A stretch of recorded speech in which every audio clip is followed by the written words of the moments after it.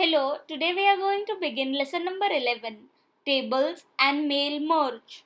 Apache OpenOffice Writer offers many different ways to create tables in our document. Creating table using Table button. This is the easiest way to create table in the Writer document.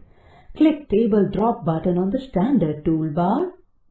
A grid of cells will appear as shown below. Move across the grid of cells to select number of rows and columns required in the table.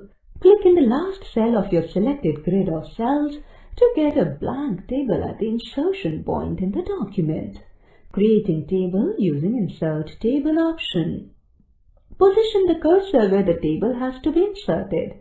Click Table, go to Insert, go to Table option, or click Insert and go to Table option. Insert Table dialog box will appear on the screen as shown in the figure. Give a suitable name to the table and enter the required number of rows and columns in the table. Click OK button to get a blank table at the insertion point. Entering values in the table. After creating your table, you can enter data values in the table cells like this. Click in the cell where you want to enter the data. A blinking cursor will appear on it. Type the cell information. Use arrow keys to move into the next cell. Continue like this till all the data values are entered in the table.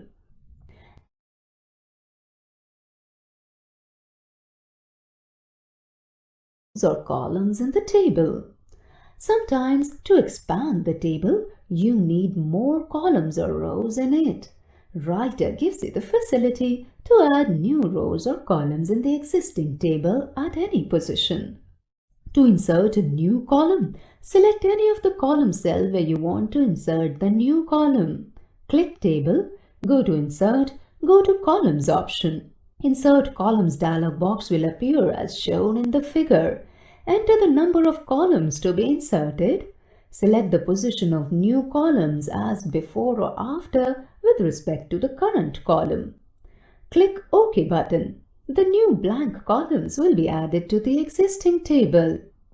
To insert a new row, select any of the table row cell where new blank rows are to be added.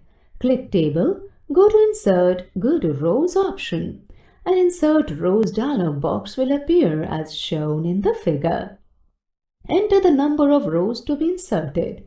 Select the position of new rows as before or after with respect to the current row. Click OK button to get new blank rows in the table.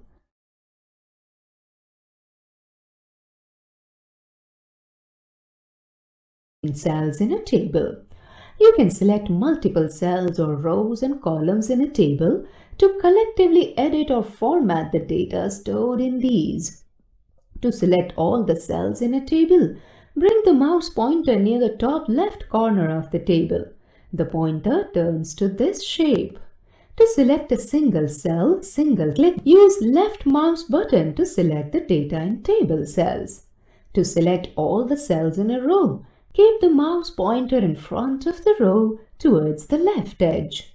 The pointer turns to horizontal arrow.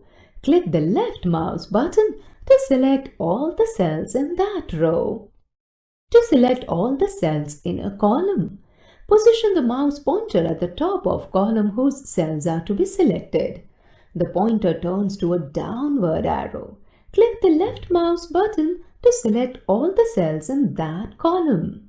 To select the range of table cells, click and drag the mouse over the cells that are to be selected. Release the mouse button in the last cell. Rows or columns.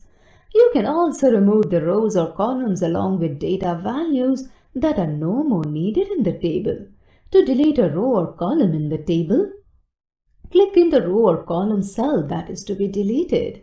Select Table, go to Delete, go to Rows or Columns option as needed. The current row or column gets deleted from the table. Using rows or columns. When you insert a new table in the Writer document, you get all the columns of equal width and all the rows of equal height. But sometimes, to adjust the data in the cells, you need to change their width or height.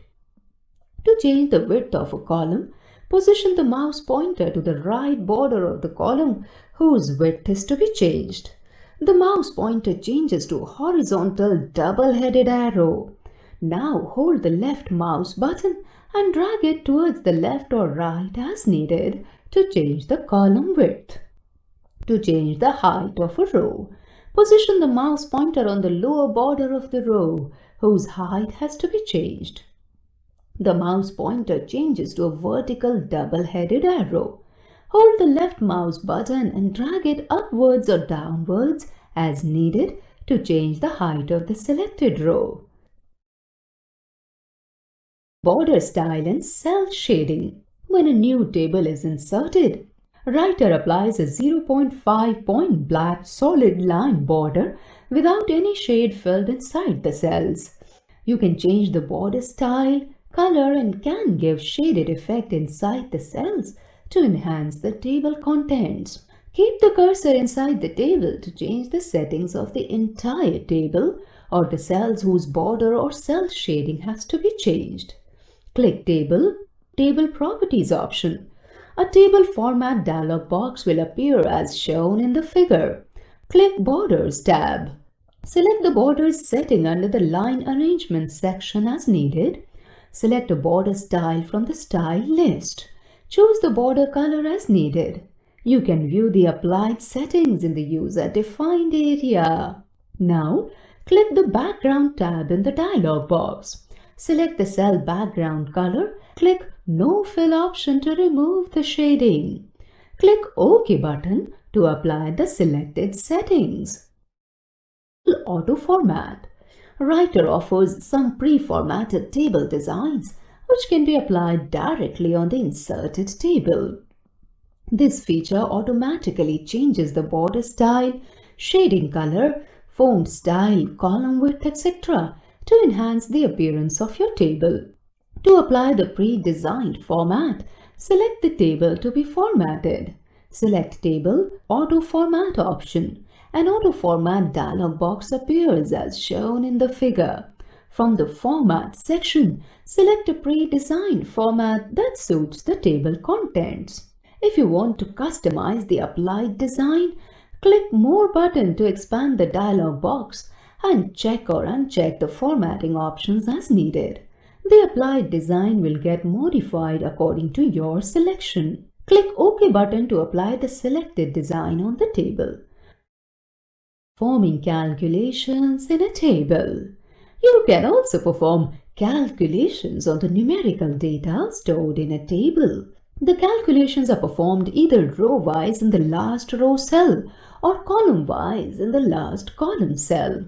To calculate the sum, click in the last cell of the row or column where you want to get the sum of all the numbers. Select Table, go to Formula option or press F2 function key. A function toolbar appears as shown in the figure in the toolbar area. Click the Formula FX button in the toolbar to select the function name as sum. Now select the row cells which are to be added. Click Apply button in the toolbar or press Enter key to get the result. Like this, you can also use other functions such as round, percent, power, etc. for performing other calculations as needed. If the values are changed in the table, then the formula results are updated automatically in the formula cell, showing the updated result. Data in a table. Data stored in a table can be arranged in ascending or descending order on the basis of any column in the table. The process of rearranging the data records is called data sorting. To sort table data, select the column with reference to whom the data has to be sorted. Click Sort option in Table menu. A sort dialog box will appear. Decide whether you want to sort in the direction of rows or columns. The default sorting direction is by rows, which results in sorting the data in a column. For each key, select which column or row to sort on, whether the sort in numeric or alphanumeric. Select the order of sorting as ascending or descending. Click the OK button to rearrange the table on the selected column.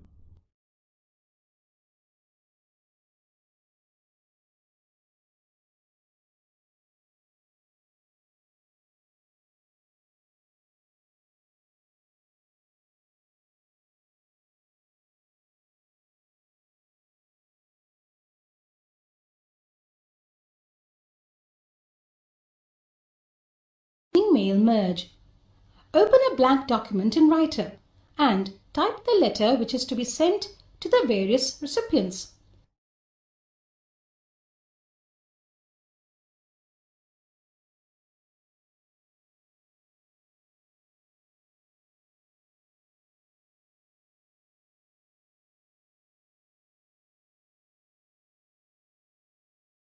Select Mail Merge Wizard option from the Tools menu to start Mail Merge process.